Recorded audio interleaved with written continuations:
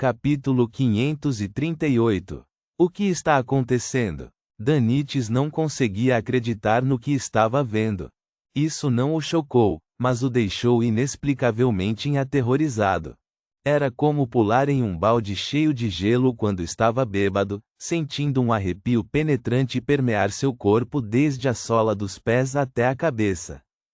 O que exatamente aconteceu? Por que as coisas ficaram tão estranhas? Danites respirou fundo, forçando-se a virar a cabeça e perseguiu German Sparrow. Ele encontrou o aventureiro louco andando cada vez mais rápido, a ponto de ter que correr em passos pequenos para acompanhá-lo. Atravessando a rua e atravessando o beco, Danites de repente viu uma sombra esverdeada cair de uma árvore. Puf! Seu corpo estava coberto de escamas enquanto torcia o corpo escorregadio e tinha uma cabeça triangular. Estendia sua língua bifurcada escarlate e não era outra senão uma longa cobra venenosa. Porra! Por que haveria cobras nesta estação? Danites não tinha medo dessas criaturas.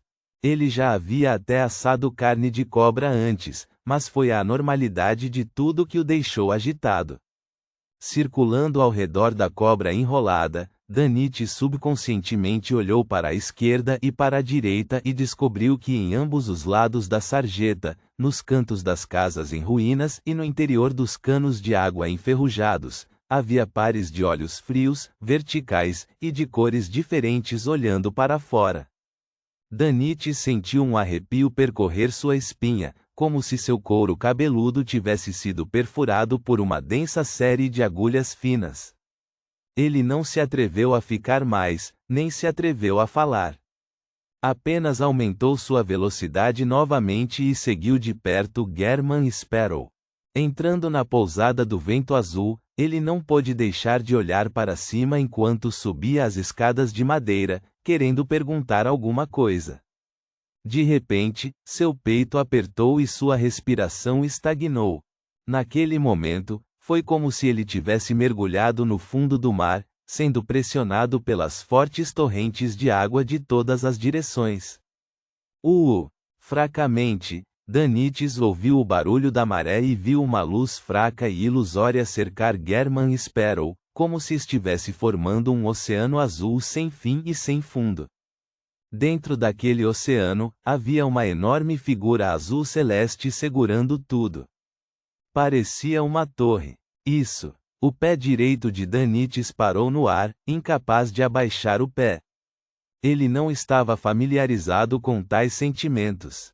Na última convenção pirata, o Rei dos Cinco Mares, Nest, era ainda mais imponente e assustador do que isso. Quase todos os piratas não conseguiam levantar a cabeça, e mesmo as potências do nível de almirante mal conseguiam resistir. Danites sabia muito bem que isso não era resultado dos poderes do próprio German Sparrow. Se ele estivesse no nível de um semideus, não havia necessidade de incluir os punidores mandatários durante sua caçada a Steel Mavet. Oceano, maré. Esses dois termos passaram pela mente de Danites, e ele imediatamente pensou na questão da fé da resistência no deus do mar Kalvitoa. Será que German Sparrow sofreu a maldição do deus do mar através de um processo desconhecido quando tocou a espada de osso? O cadáver do devoto que perdeu toda a umidade é uma das condições para a ativação da maldição? Quando o cocheiro se prostrou e beijou o chão, foi porque sentiu a aura do deus do mar. Cara, German Sparrow provavelmente morrerá aqui hoje. Devo ficar longe para evitar ser implicado?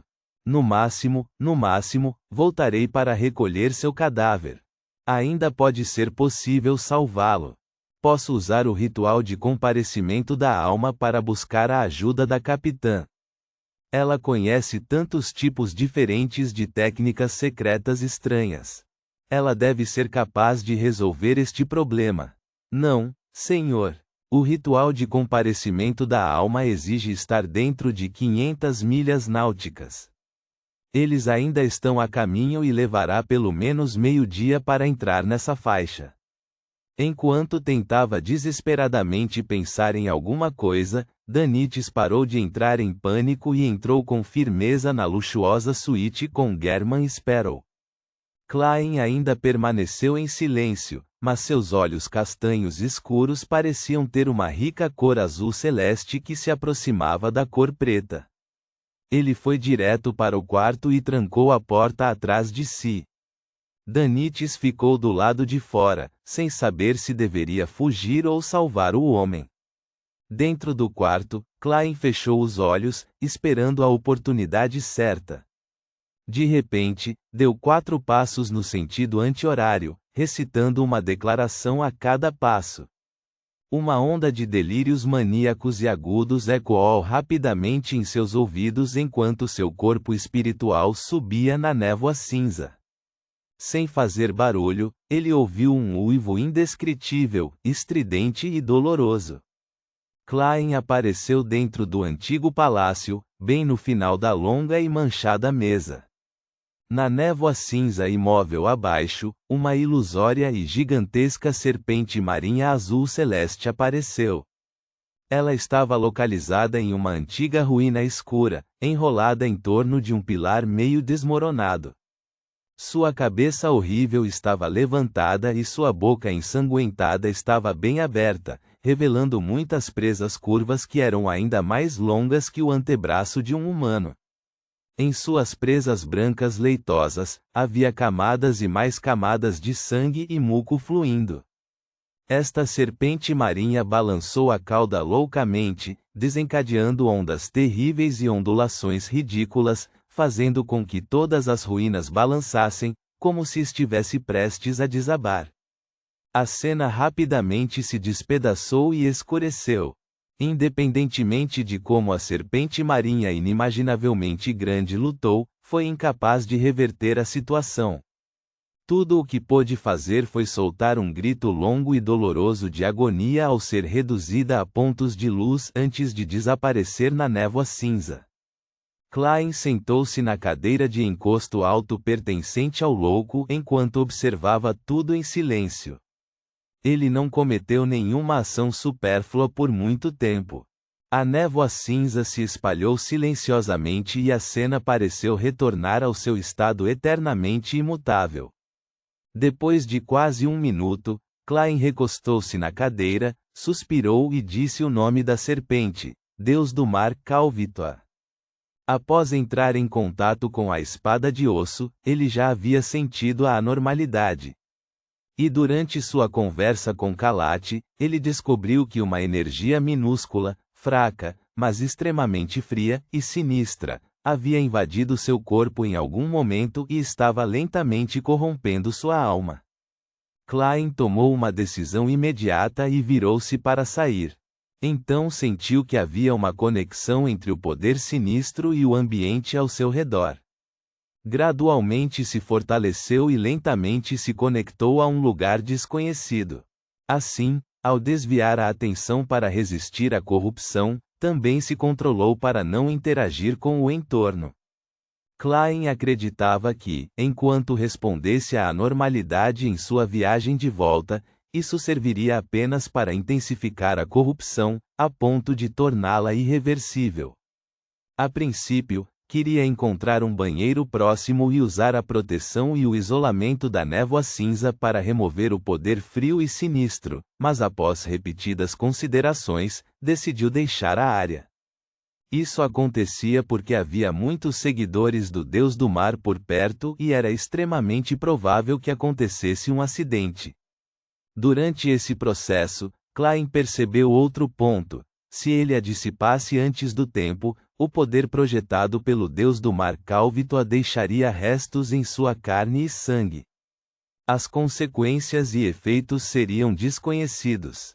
Ele não teve escolha senão esperar pacientemente pela oportunidade de se purificar, esperando que a energia fria e sinistra permeasse completamente seu espírito. Refletindo sobre tudo o que aconteceu, Klein bateu levemente na borda da mesa e murmurou para si mesmo: não é tão forte assim. O nível do Deus do Mar era muito menor do que ele imaginava. Seu plano original era usar o método que havia acabado com o Avatar de Amon para lidar com a projeção do deus do mar Kalvitwa que estava tentando assumir o controle de seu corpo. No entanto, mesmo antes de ter se fundido com a carta do Imperador das Trevas ou jogado seu anjo de papel, Kalvitwa acabou sendo dissipado diretamente pela névoa cinza, sem deixar nenhum vestígio. Com base nisso, Klein concluiu que o nível do deus do mar Kalvitwa era inferior ao do blasfemador Amon, embora fosse possível que este último fosse mais hábil em invasões, mas era apenas um avatar.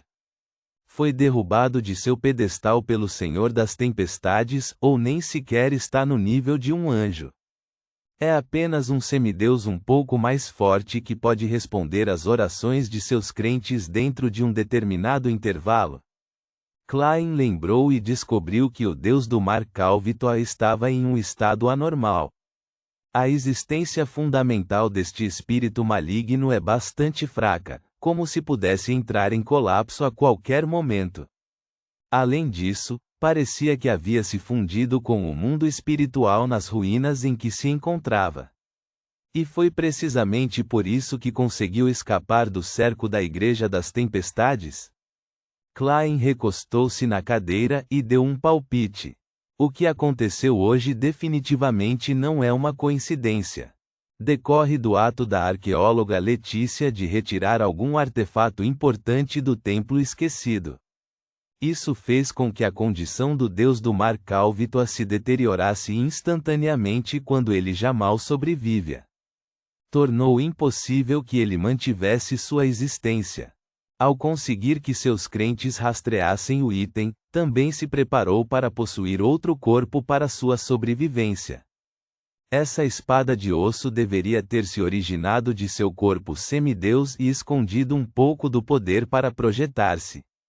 Enquanto o alvo for adequado, ele se infiltrará no corpo de quem o toca, corrompendo a alma e estabelecendo bases. Ele então permitirá que seu espírito seja transferido antes de se dissipar. Mas é evidente que não é adepto de tais assuntos. Sim, não é a serpente de Mercúrio. É incapaz de criar um ciclo completo de reencarnação. Também não é como o blasfemador Amon, que pode ser um parasitar dentro da alma de uma pessoa. Para realmente possuir meu corpo, ele fará com que meu corpo desmorone diretamente em um monstro aterrorizante. De acordo com esse desenvolvimento lógico, o moribundo Kalvitwa provavelmente se envolverá em muitas ações malucas no futuro próximo. Klein franziu a testa. Ele não hesitou ao mergulhar na neblina e retornar ao mundo real. Ele destrancou a porta, abriu-a e entrou na sala, assustando Danites que andava de um lado para o outro. Danites olhou-o de cima a baixo algumas vezes e perguntou com cautela: Você está bem? Klein manteve a personalidade de German Sparrow e respondeu calmamente: Está resolvido. Resolvido? Danites olhou em volta antes de olhar para o quarto, perguntando-se se estava tendo alucinações, se não havia nenhuma maldição do deus do mar. O que ele fez no quarto? Ele foi libertado da maldição do deus do mar em apenas 1 ou 2 minutos. Esse cara tem um grande segredo. Danites deu 2 passos para trás e abriu caminho. Reticências. Ao lado de uma mesa coberta com um número significativo de itens diversos, o careca em cadeira de rodas, Kalati, exibia uma expressão de pesar ao dizer ao homem tatuado: Que pena. Só mais um pouquinho. Ele não pegou, apenas tocou. Edmonton também suspirou. Kalati olhou para a espada de osso ligeiramente curvada e disse fervorosamente para si mesmo: Quando um estranho pegar aquela espada sagrada, Deus caminhará pela terra novamente. Edmonton também caiu de joelhos, como se estivesse confessando a uma divindade. Com o passar do tempo, Kalati e Edmonton de repente ouviram 2 gritos miseráveis. Eles olharam para cima e viram que 2 de seus companheiros haviam desmaiado. A pele deles era como uma rocha desgastada, tendo perdido toda a umidade de seus corpos. Calat e Edmonton se entreolharam e sentiram uma atmosfera peculiar. Os dois se levantaram ao mesmo tempo e olharam para a mesa. Aquela espada sagrada branca leitosa estalou ruidosamente, estilhaçando-se em incontáveis pequenos pedaços. Nota: 1. Estação de tempo. Ponto.